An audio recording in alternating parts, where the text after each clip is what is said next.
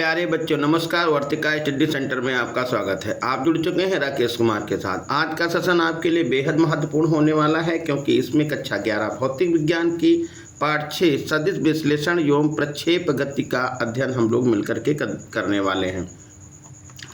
तो इसमें देखिए, आइए शुरुआत करते हैं। सबसे पहले पढ़ेंगे वेक्टरों को जोड़ने का समांतर चतुर्भुज का नियम, यानी वेक्टरों को समांतर चतुर्भुज के नियम के आधार पर कैसे जोड़ते हैं।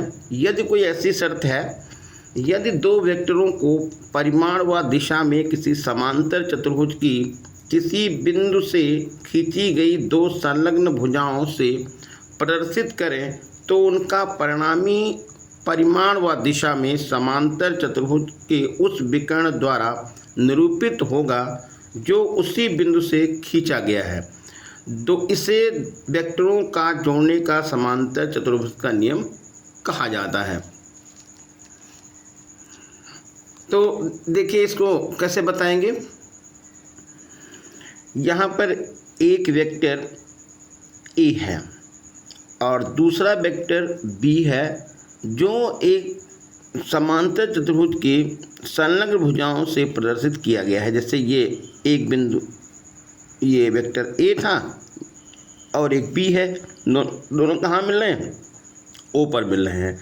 तो इनका जो परिणामी बताया है, परिणामी बताया कि इस बिंदु से यानी ओ से खींचे जाने वाले विकर्ण के अनुदिश होगा और उसका परिमाण भी विकर्ण के परिमाण के बराबर होगा।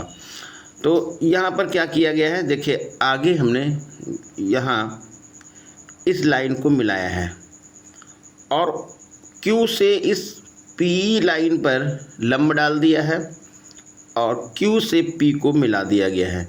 यदि आप देखें तो ये जो लाइन है जिसको हम OS कह सकते हैं, OS ये है, ये OS का जो मान है वो PQ के बराबर होगा क्योंकि समांतर चतुर्भुज में आमने सामने की भुजाएं बराबर होती हैं।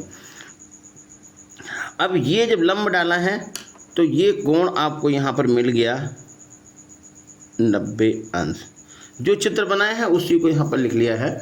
माना दो वेक्टरों ए व बी जो परस्पर थीटा अंश के कोण पर जुड़े हुए हैं, जिन्हें समांतर चतुर्भुज की संलग्न भुजाओं OP और OS द्वारा प्रदर्शित किया गया है। इनके परिणामी को R वेक्टर द्वारा प्रदर्शित किया गया है। अब देखिए, हम यहाँ पर लिख रहे हैं समकोण त्रिभुज OQE में, OQ ऊपर है, E नीचे है, OQE में। तो समकोण त्रिभुज में हम OQ को क्या कहेंगे? कर्ण है, तो ये आ जाएगा OQ स्क्वायर, OQ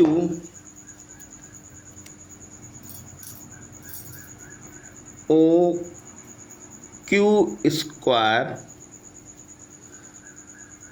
बराबर कर्ण का स्क्वायर बराबर होता है लंब स्क्वायर प्लस आधार स्क्वायर। जरा देखिएगा, ये OQ स्क्वायर बराबर होगा OE square plus QE square, बराबर लिखेंगे OE square OE square plus QE square. अब यहाँ पर जो OE स्क्वायर है, इसको OE स्क्वायर को हम ये लिख सकते हैं OP प्लस PE। तो यहाँ पर हमने लिख लिया है OE बराबर PE, ये PE लिख देंगे प्लस OP लिखेंगे। अब यहाँ पर मान डाल दिया, चाहे यहाँ पर ऐसा करिएगा, इसी को हम हल कर लें तो हो जाएगा OE स्क्वायर बराबर PE प्लस OP का होल ऑफ स्क्वायर। तो OE स्क्वायर बराबर PE square plus O P square 2 plus 2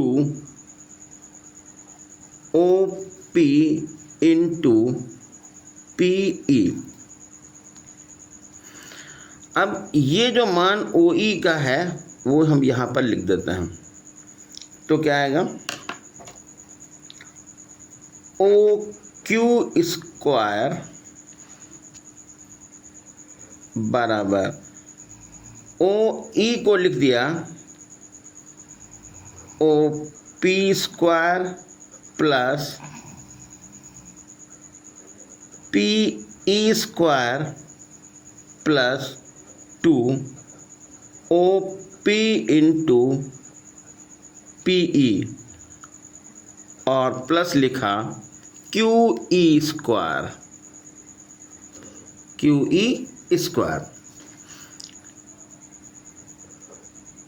ओ क्यू स्क्वायर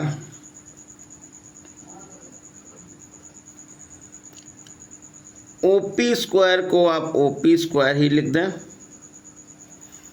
और पी ई स्क्वायर जो लिखा है ये P E square plus Q E square, देखिए यहाँ पर ये लिखा था पी ई स्क्वायर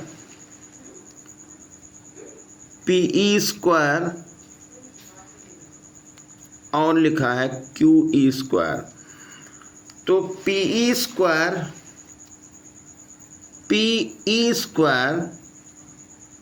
और प्लस क्यू ई स्क्वायर ये समकोण त्रिभुज क्यू पी ई का ये कर्ण हो गया, ये लंब स्क्वायर हो गया प्लस आधार स्क्वायर हो गया। तो यहाँ पर एक लाइन बढ़ा सकते हैं हम। इसको हमने लिख दिया है P Q square P Q square plus 2 O P into P E. अब यहाँ पर हम लिख देंगे समकोण त्रिभुज पी ई क्यू में, ये यहाँ देखिए समकोण त्रिभुज पी ई क्यू में तो लिखेंगे समकोण त्रिभुज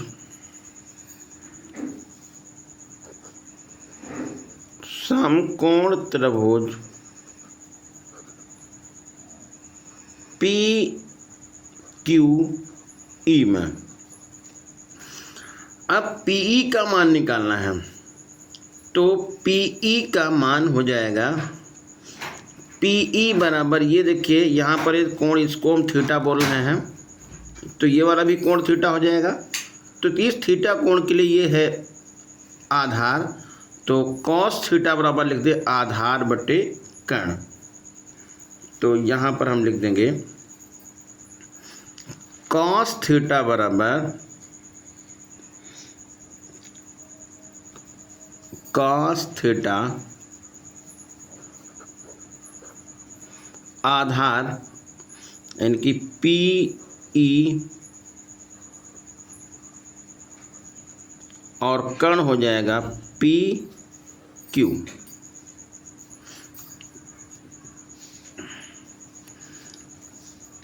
तो पी ई बराबर आएगा,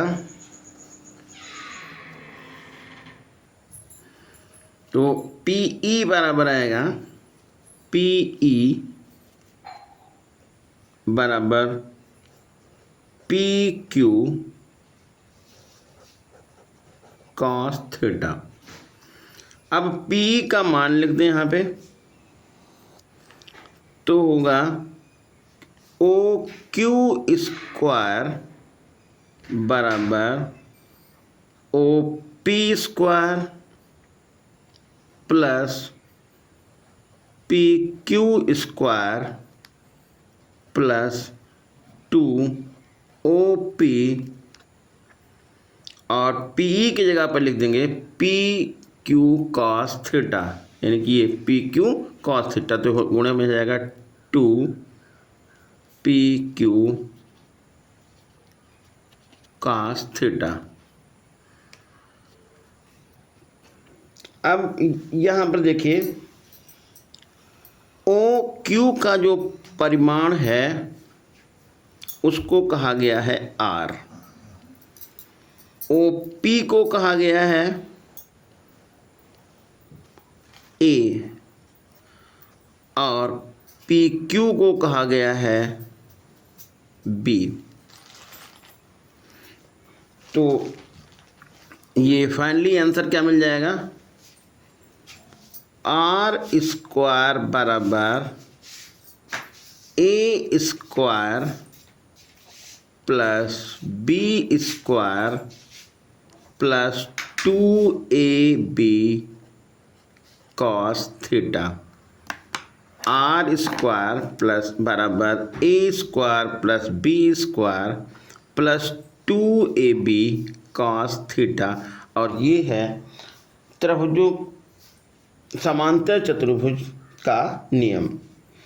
अब जैसे यहाँ पर मान लीजिए आपको कोण निकालना हो तो ये दोनों वेक्टरों के बीच में एक जो परिणामी है उसका कोण कितना ही अल्फा है, इस अल्फा का मान निकालना है। तो कैसे निकालेंगे, तो कास अल्फा तो निकाल लिया है, यहाँ पर लिख देते हैं साइन अल्फा या साइन थीटा बराबर ये होगा लंब बटे कर्ण। तो लंब हो जाएगा यहाँ पर QE और कर्ण हो जाएगा PQ। अल्फा का मान निकालना है तो यहाँ पर पहले ये QE बराबर लिख लीजिएगा, QE बराबर हो जाएगा PQ साइन थीटा। तो और QE को लिख देंगे, ये PQ जो होगा वो B के बराबर आ जाएगा, तो हो जाएगा B साइन थीटा। तो tan अल्फा बराबर tan अल्फा होता है लंब बटे आधार। लंब की जगह पर कितना लिख देंगे, लंब की जगह पर लिख देंगे ये हो जाएगा आपका QE और आधार होगा OE।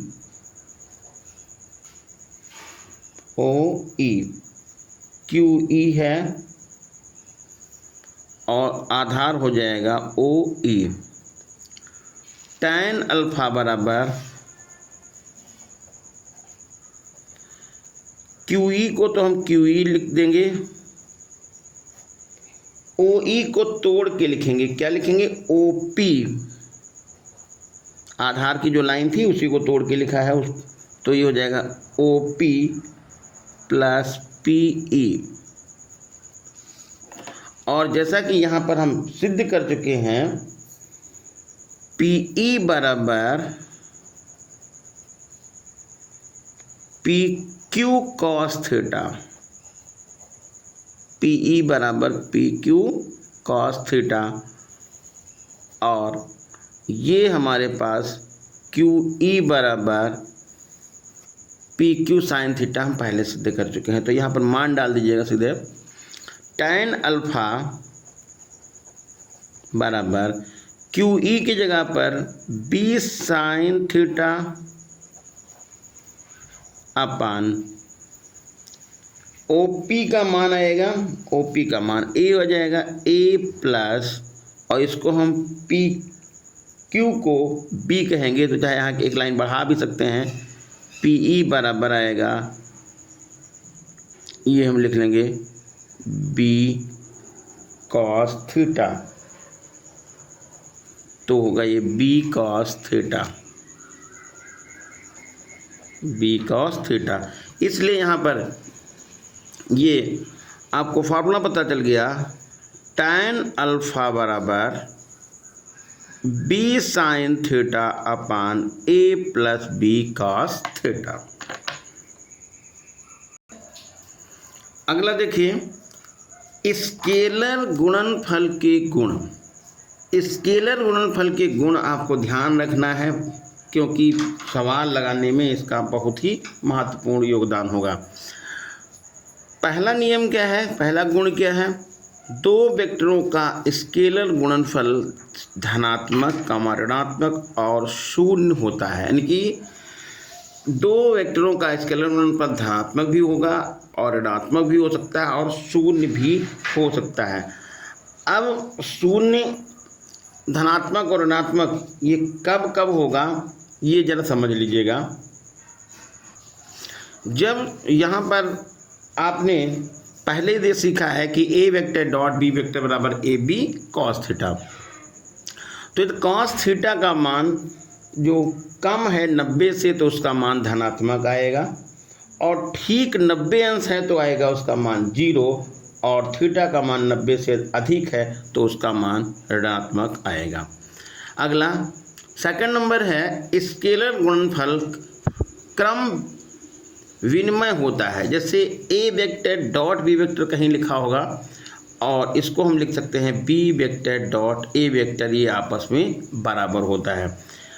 अगला नंबर है, स्केलर गुणनफल वितरित होता है। यानी स्केलर गुणनफल का मतलब होता है अदिश गुणनफल।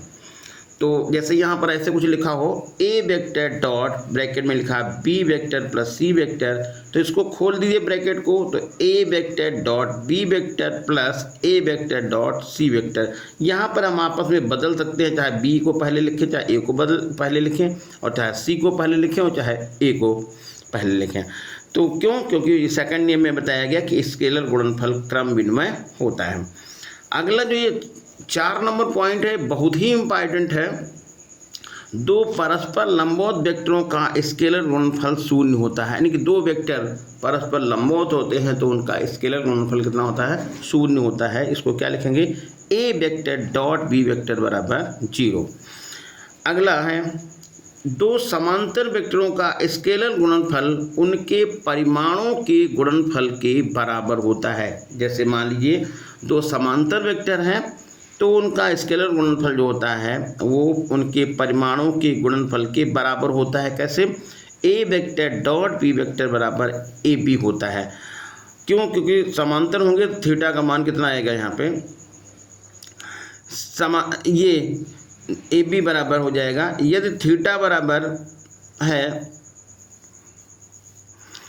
180 अंश, जैसे यहाँ पर दो वेक्टर ये समांतर होंगे तो थीटा की वैल्यू हो जाएगी 0 अंश। तो हम यहाँ पर क्या लिखेंगे, A vector dot B vector बराबर A B cos theta, cos 0 का मान 1 होता है और आंसर आपका मिल जाएगा ए बी।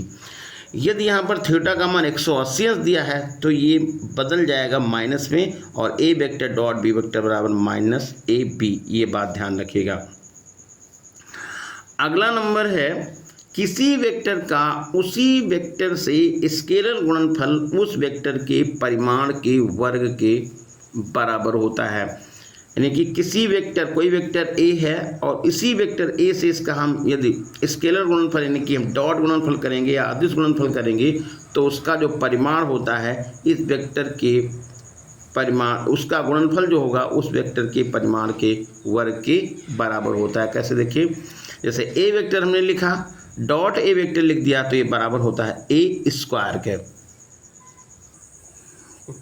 अगला नंबर 7 है, एकांक लंबकोणीय वेक्टरों I unit vector comma J unit vector और के यूनिट वेक्टर के स्केलर गुणनफलों में निम्न संबंध होता है। तो ये ध्यान रखना है, I dot I unit vector रहेंगे दोनों, बराबर जे डॉट जे भी यूनिट वेक्टर रहेंगे, और बराबर के डॉट के यूनिट वेक्टर ये 1 के बराबर होता है। ये विशेष रूप से आपको ध्यान रखना है, आई डॉट आई बराबर जे डॉट जे और के डॉट के का मान 1 के बराबर होता है। तो ये थे अदिश गुणनफल के नियम। अब देखेंगे सदिश गुणनफल के नियम क्या हैं। पहला जो नियम है, ये सदिश गुणनफल क्रम विनिमय नहीं होता है। ध्यान रखना है कि जैसे उसमें आपने लिखा था A vector dot B vector बराबर B vector dot A vector, इसमें ऐसा नहीं होता है। A vector dot B vector is not equal to B vector dot A vector. दूसरा है वेक्टर गुणनफल, जिसको हम कह सकते हैं सदिश गुणनफल वितरित होता है। ये दोनों में कॉमन था। ए वेक्टर क्रॉस ब्रैकेट में लिखा B vector plus C vector, तो यहाँ पर आएगा A vector cross B vector plus A vector cross C vector. यदि इसको हम आगे इधर लिख दें सी को, तो A vector plus B vector cross C vector, तो हम ए का सी से गुणा करेंगे, A vector cross C vector plus B vector cross C vector. बस इसमें एक बात विशेष रूप से ध्यान रखना है कि वेक्टर गुणनफल का वितरण करते समय वेक्टरों का क्रम नहीं बदलना चाहिए। जैसे ये नहीं है कि आप अपनी मर्जी से कि हम इसको बी पहले लिख लें और ए बाद को लिख दें, यानी आपको नहीं, ऐसे ए पहले लिखना है, उसके बाद बी लिखना है, फिर ए लिखना है, फिर सी लिखना है। यहाँ पर ए लिखना है, फिर सी लिखना है, बी लिखना है, फिर सी लिखना है। तो अगला जो है थर्ड नंबर, दो परस्पर लंबवत वेक्टरों के वेक्टर गुणनफल का परिमाण उन वेक्टरों के अदिश परिमाणों के गुणनफल के बराबर होता है।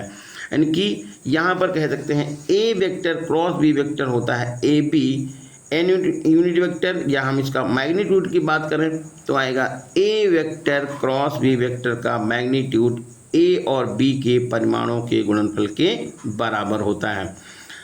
अगला जो है, दो समांतर वेक्टरों का वेक्टर गुणनफल शून्य होता है। ध्यान रखना है कि ये दो वेक्टर कोई समांतर हैं तो उनका गुणनफल कैसा होता है, शून्य होता है। A vector cross B vector बराबर 0। वैसे भी इसको हम कैसे लिखते हैं, ए वेक्टर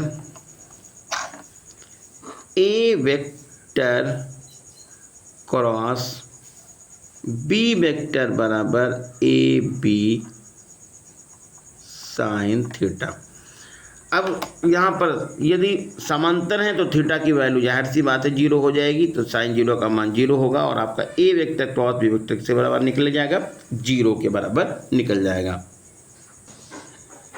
अगला नियम है, किसी वेक्टर का उसी वेक्टर से वेक्टर गुणनफल एक शून्य वेक्टर अथवा शून्य होता है। जैसे ए वेक्टर लिखा हो, हमने ए वेक्टर से ही गुणा किया है, तो A vector cross A vector ये हो जाएगा शून्य वेक्टर, जिसको हम 0 के ऊपर एरो लगाएंगे या इसको हम 0 के बराबर लिख देंगे। जो लास्ट क्वेश्चन नंबर है, लंब कोणीय एकांक वेक्टर आई जे और के यूनिट वेक्टरों के वेक्टर गुणनफल में निम्न संबंध होता है। ये विशेष रूप से आपको ध्यान रखना है।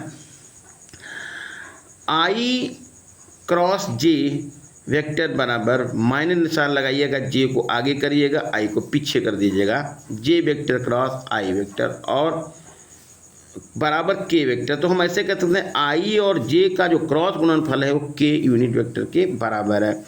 अब जे और क्रॉस कर करें, जे और वेक्टर क्रॉस के वेक्टर, ये हो जाएगा माइनस निशान लगाइए, आप इनको बदल सकते हैं और ये हो जाएगा आई के यूनिट वेक्टर के बराबर। और के यूनिट वेक्टर क्रॉस आई यूनिट वेक्टर बराबर होगा माइनस आई यूनिट वेक्टर क्रॉस के यूनिट वेक्टर, और ये बराबर हो जाएगा जे यूनिट वेक्टर के बराबर। अब इसको चाहे इस तरह से आप ध्यान रखिएगा, आई और ये हो गया जे और ये हो गया के। आई और जे का गुणा जो होगा वो के के बराबर आएगा, यानी हम यहाँ पर आई यूनिट वेक्टर क्रॉस जे यूनिट वेक्टर बराबर के लिख सकते हैं। अब जे और के का गुणा करेंगे तो जे वेक्टर क्रॉस के वेक्टर बराबर हो जाएगा आई के। देखिए जे वेक्टर क्रॉस के वेक्टर बराबर आई के हो गया। अब कौन बचा, तो अब यह के और आई बचा, के यूनिट वेक्टर क्रॉस आई यूनिट वेक्टर बराबर जे हो गया। यानी आपको इस धर से चलना है, ऐसे घूमते हुए इस तरह से चलना है। तो आई जे और के ये गुण आपको यहाँ पर बता दिया गया है। तो ये था आज का सेशन। उम्मीद है आपकी समझ में आया होगा। प्लीज़ चैनल को शेयर कीजिए, सब्सक्राइब कीजिए। धन्यवाद।